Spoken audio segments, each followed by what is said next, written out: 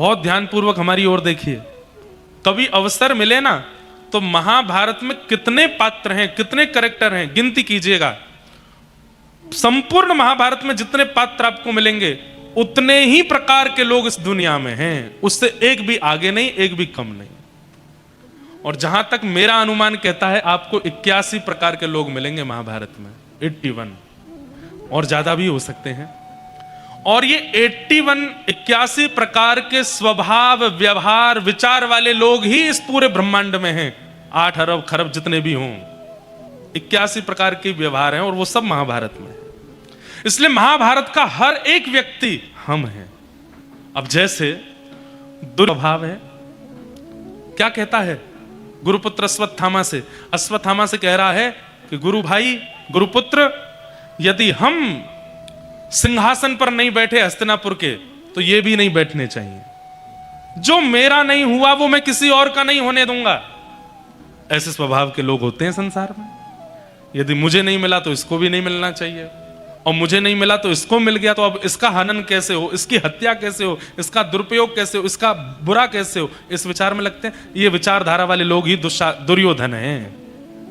गुरुपुत्र अश्वत्थामा का व्यवहार कैसा है? पदेषणा। पदेषणा किसको कहते हैं? उसको केवल पद की इच्छा है।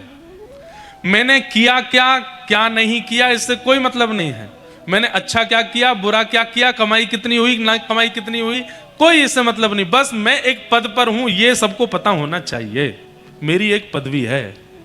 गुरुपुत्र अश्वत्थामा वही है। अब आते ही क्या बोला है? मैंने पहले ही कहा था मुझे सेनापति बना दो, तुमने मेरी बात नहीं मानी। अब चलो, अभी भी तुम्हारे पास समय है। बोले क्या? भेज दो मुझे, सोते हुए पांडवों को मार दूंगा, मुझे सेनापति घोषित कर दो। पूरी सेना मर गई, उसके बाद भी सेनापति बनना चाहता है। ये पदेषणा। अच्छा, कौरवों का मुखिया कौन है? धृतराष्ट्र। धृतराष्ट्र का स्वभाव क्या है? खुद की आंखें नहीं है, खुद को दिखाई नहीं देता, दूसरे की दृष्टि से देखता है, दूसरे के कहे सुनता है, पर निर्णय अपना देता है। मतलब संजय है उनके पास, वही देखता है, वही अनुभव करता है, वही बताता है, पर निर्णय कौन लेता है? निर्णय लेता है धृतराष्ट्र। देखने वाला कोई और है, बोलने वाला कोई और है, पर निर्णय का पूरा अधिकार अपने ऊपर लिए बैठे हैं। ये धृतराष्ट्र हैं। ऐसे स्वभाव वाले लोग भी होते हैं, खुद हिल करके पानी भी नहीं पीते। 4 लोग लगा रखे हैं, तुम देख के आओ, तुम सुन के आओ, तुम बोल के आओ, तुम ये करके आओ, अंत में मुझे बताओ, मैं निर्णय लूंगा, होगा वही जो मैं चाहूंगा। ये धृतराष्ट्र है। अब हर एक व्यक्ति का एक स्वभाव निकल के आ जाएगा। कभी अवसर मिलेगा तो सागर में महाभारत की कथा भी करेंगे। लेकिन ताली तो आपने बजा दी। महाभारत की कथा 7 दिन की नहीं होती, महाभारत की कथा होती है 30 दिन की, 1 महीना की। क्योंकि महाभारत इतना विशाल ग्रंथ है कि उसकी भूमिका में ही 7 दिन निकलेंगे। लेकिन अद्भुत होगी, आज तक एक ही बार हुई है महाभारत की कथा, पूज्य मलुकपीठ वाले महाराज जी ने की है। क्योंकि महाभारत की कथा ऐसे नहीं होती, उसके अनुष्ठान भी बहुत बड़ा होता है उसका। और एक हमारे भारत में भ्रांति है कि महाभारत कराने से, सुनने से, पढ़ने से घर में लड़ाइयां होती हैं। कहां चले जाएं बताओ? हम भारतीय लोग ऐसा सोचते हैं। जिस महाभारत का थोड़ा सा अंश गीता पूरी पृथ्वी को भूचाल ला सकता है, सोचिए वो 700 श्लोकों की गीता इतनी प्रगाढ़ हो सकती है, संपूर्ण 1 लाख श्लोक महाभारत के कैसे होंगे? एक एक व्यक्ति को दर्पण दिखाई दे जाएगा। महाभारत की कथा में पता चल जाता है कि ये तो मैं हूं, ये जिसके बारे में चर्चा हो रही है, कहीं ना कहीं पता चलेगा शकुनी तो मैं ही हूं। कहीं ना कहीं पता चल जाएगा कि भाई ये धृतराष्ट्र कोई और नहीं है, ये तो मेरा ही स्वभाव है। और व्यक्ति को जब दर्पण दिखता है ना, तो व्यक्ति दर्पण में अपनी बिगड़ी हुई स्वरूप को संभाल लेता है। कोई दर्पण देखता ही नहीं है तो बिगड़ा ही रहेगा, अपने उसकी आंख, नाक, बाल वाल सब बिगड़े ही रहेंगे। महाभारत दर्पण है। कभी कृपा होगी ठाकुर जी की तो मेरा बहुत समय से मन है करने का, करूंगा एक बार महाभारत की कथा। गांधारी। और गांधारी कौन है? गांधारी का कैरेक्टर कैसा है? खुद के पास आंख भी है, खुद के पास सब कुछ भी है, लेकिन क्योंकि क्योंकि धृतराष्ट्र नहीं देख सकते, इसलिए स्वयं की आंखों पर भी पट्टी बांध लेती है।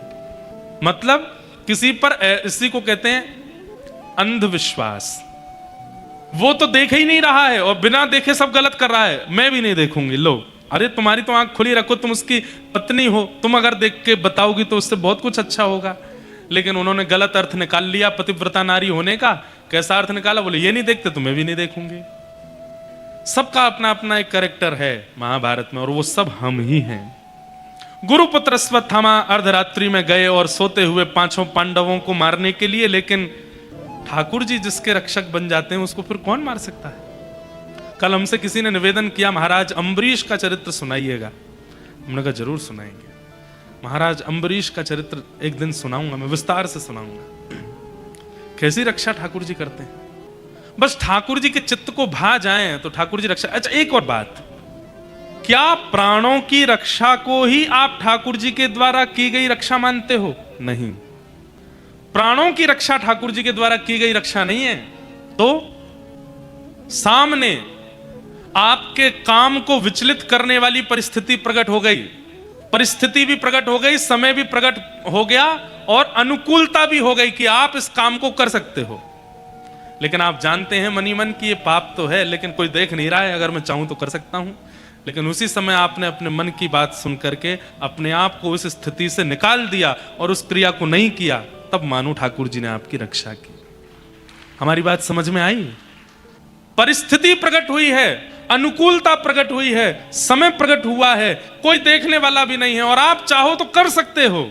लेकिन उस समय भी आप ये जानते हुए कि ये पाप है और अपने आप को वहां से सही सलामत बचा लाते हो, इसको मानो ये ठाकुर जी की रक्षा। ठाकुर जी ने आपकी रक्षा की।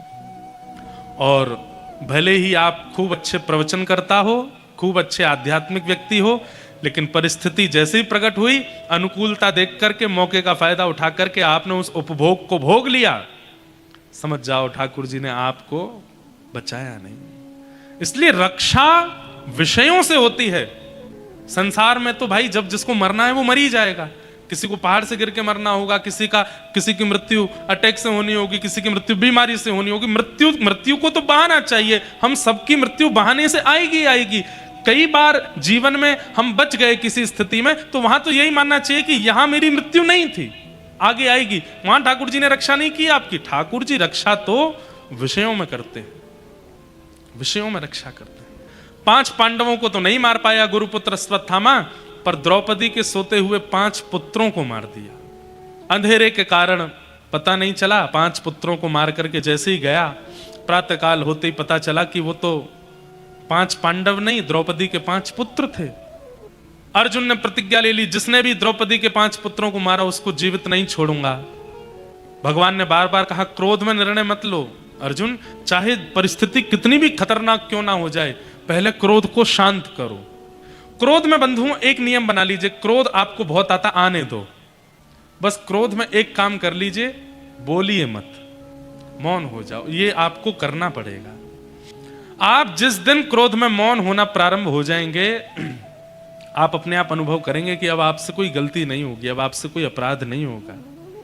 क्रोध में व्यक्ति गलती सबसे बड़ी कर बैठता है जब वो बोलने लगता है, क्योंकि क्रोध में वाणी से सरस्वती उठ जाती हैं और व्यक्ति फिर कुछ भी बोलता है, निर्णय भी गलत ले लेता है। बस क्रोध में बोलिए मत। अर्जुन कहने लगा, मैं जीवित नहीं छोड़ूंगा, जिसने 5 बालकों को मारा वो बचेगा नहीं मुझसे। भगवान हाथ पकड़ने लगे, अर्जुन क्रोध में निर्णय नहीं लेते। जैसे ही पकड़ने के लिए गए तो पता चला गुरुपुत्र अश्वत्थामा पकड़ करके बंदी बना करके लेकर के आए। द्रौपदी के सामने जैसे ही प्रस्तुत किया, हाथों को पैरों को जब बंधे हुए देखा और बंदी बने हुए जब व्यक्ति को देखा, द्रौपदी ने जैसे ही देखा, ये तो हमारे गुरु का पुत्र अश्वत्थामा है। गुरुपुत्र अश्वत्थामा को बंधे हुए देख करके अर्जुन के चरणों में गिर पड़ी द्रौपदी और कहने लगी, इसको छोड़ दो, इसको मुक्त करो, इसके हाथ पैर खोलो, इसको मत मारो। अरे द्रौपदी, तेरे बालकों का हत्यारा है ये, मेरे बालकों का हत्यारा बाद में है, गुरुपुत्र पहले है, ब्राह्मण पहले है, हमारा पूजनीय पहले है, पहले इसके हाथ पैर खोलो, इसको मत मारो। अर्जुन बोले, क्यों ना मारूं इसके, मुझे अगर तुम प्रमाण दोगी तो ही मैं इसको छोड़ूंगा। भगवान खड़े खड़े बोले, अर्जुन सबसे पहला प्रमाण तो यही है कि जिसके बालक मारे गए वो माता इतनी दया में आ गई जिसको देख करके, उसको तुम कैसे मार सकते हो? मां को अपने सबसे ज्यादा प्रिय बालक होते हैं, वो बालकों के हत्यारे को जीवित नहीं देखना चाहती। पर द्रौपदी के चित्त में उसके प्रति दया आ रही है, तुमको यहीं रुक जाना चाहिए। दूसरी बात, द्रौपदी कहती है इसको मारने से मेरे बालक जीवित हो जाएं तो मारो, नहीं होंगे जीवित तो फिर क्यों मारो। दूसरी बात, इनकी मां वो विधवा पहले ही हो चुकी हैं, एक पुत्र को है उसको भी मार दोगे तो वो किसके सहारे जिएंगी। मेरे बालक मर गए पर मेरे पति अब भी जीवित हैं, बालकों के बिना मैं रह लूंगी लेकिन पति तो है ना, इनके सहारे रह लूंगी, ये कहां जाएंगी, इनको मत मारो। सीधी बात, द्रौपदी ने अपने वक्तव्य में 5 बातों को विशेष रूप से कहा। जो भी व्यक्ति निर्णय लेते समय इन 5 बातों का ध्यान रखता है, ठाकुर जी कहते हैं मैं उससे प्रसन्न रहता हूं। और वो 5 बातें कौन कौन सी? सबसे पहला, धर्म, आपके निर्णय में धर्म होना चाहिए। दूसरा, न्याय, न्याय होना चाहिए, कोई एक पक्ष की तरफ पड़ना ज्यादा भारी नहीं होना चाहिए, न्याय के साथ आपका निर्णय होना चाहिए। तीसरा, करुणा, आपके निर्णय में करुणा होनी चाहिए। पता चली ऐसा निर्णय ले लिया निर्दयी होकर के, नहीं, उसमें करुणा का भी अंश होना चाहिए। 5वां, निष्कपटता, कपट नहीं होना चाहिए आपके निर्णय में। और अंतिम, समता, महत्व, समत्व होना चाहिए। इन 5 बातों का ध्यान रख के जो व्यक्ति निर्णय लेता है उसका निर्णय कभी विफल नहीं होता। भगवान ने द्रौपदी की बात सुनकर के उसको अपनी बहन का दर्जा दिया और ठाकुर जी ने उसको कृष्णा, भगवान का नाम कृष्ण, द्रौपदी का नाम कृष्णा। ये आ की मात्रा जैसे कृष्ण नाम में लगती है तो वो स्त्रीलिंग हो जाता है। कई लोग कृष्णा बोलते हैं भगवान को, पर वास्तविकता में वो द्रौपदी का नाम है, ठाकुर जी का नहीं। ठाकुर जी का नाम है कृष्ण, अकार नहीं है पीछे। यहां अधिकतर माताएं बैठी हैं, सबके नाम के पीछे या तो इकार होगा, ई, या फिर आ, उसी से वो स्त्रीलिंग शब्द बनता है। ऐसे ही कई शब्दों में अकार और इकार का प्रयोग हो जाने पर वो स्त्रीलिंग हो जाता है। कृष्ण में आ अकार जोड़ दोगे तो वो द्रौपदी का नाम हो जाएगा। इसलिए जब भी हरे हरे कृष्ण महामंत्र भी कहो तो हरे कृष्ण कृष्ण कृष्ण हरे हरे, हरे कृष्णा, वो इसलिए भी है क्योंकि गौड़िया वैष्णव परंपरा जो है वो बंगाल से है। तो बंगाल में आज भी आपका नाम, हमारा नाम इंद्रेश, और वहां बोले इंद्रेश हो, वो अकार बोलते ही हैं, तो इसलिए वहां बोल देते हैं हरे कृष्ण कृष्ण कृष्ण हरे हरे, हरे राम राम राम हरे हरे। बंगाल की बोली में अकार आ जाता है, वास्तविकता में महामंत्र हरे कृष्ण कृष्ण कृष्ण हरे हरे, हरे राम राम राम हरे हरे, उसमें अकार मत लगाइए। द्रौपदी को भगवान ने अपनी बहन बना लिया और कृष्णा नाम से संबोधित किया। निरीक्ष कृष्णापकृतम गुरु सतम। तत्पश्चात गुरुपुत्र अश्वत्थामा को मृत्युदंड नहीं दिया, आधी दाढ़ी मूछ मूड़ करके उसकी शिखा का छेदन करके भगवान ने सभा से बाहर निकलवाया।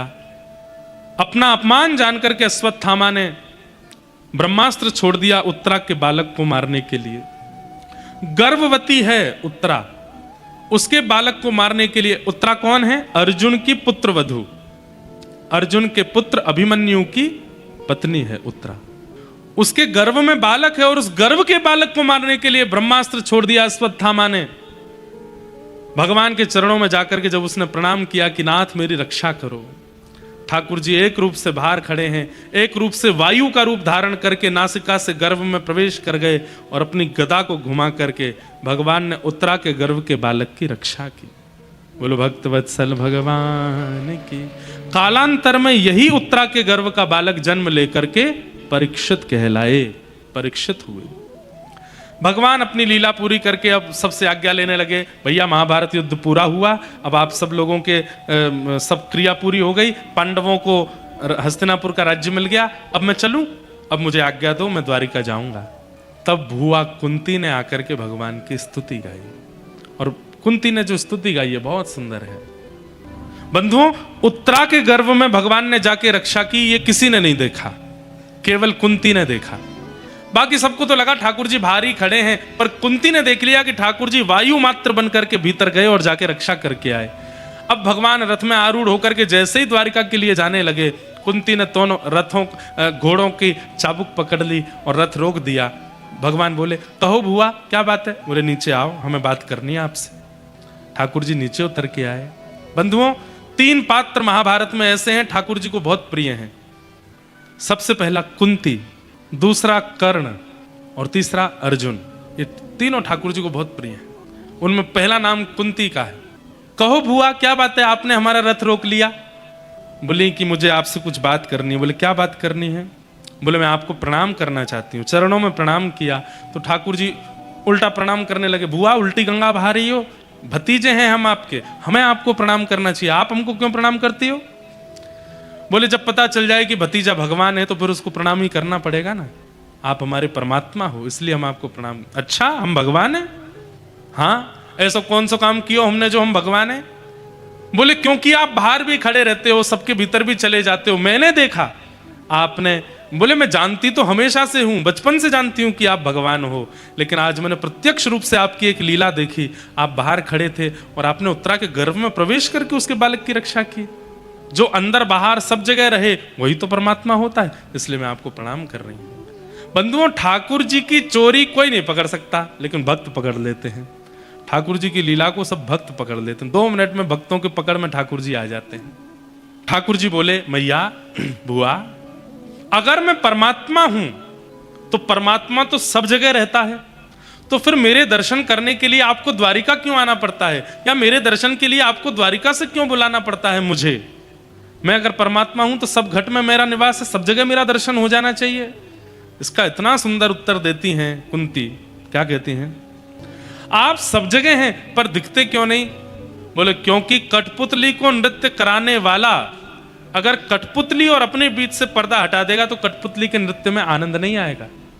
नृत्य कराने वाले को तो पर्दे के पीछे ही बैठना पड़ता है, तभी कठपुतली के प्रति भावना जागृत होती है। अरे देखो कठपुतली रो रही है, नाच रही है, गा रही है, उछल रही है, चल रही है। अगर वो कठपुतली के पीछे का पर्दा ही हटा दिया जाए तो पीछे बैठा व्यक्ति जो अपनी उंगलियों से नचा रहा है वो दिखने लगेगा, और फिर वो अगर दिख गया तो फिर संसार नीरस लगने लगेगा। हे नाथ, पूरे विश्व को आप नचाते हो, पूरे विश्व को आप चलाते हो, हमें दिखता है ओ देखो ये नेताजी बन गए, ये प्रवक्ता बन गए, ये भागवत वक्ता बन गए, ये वो बन गए, ये इतना धनवान हो गया, ये इतना निर्धन हो गया, उसका ब्याह हो गया, उसके बालक हो गए। वास्तव में सब कठपुतली हैं, करने वाले सब आप हो, करते सब आप हो।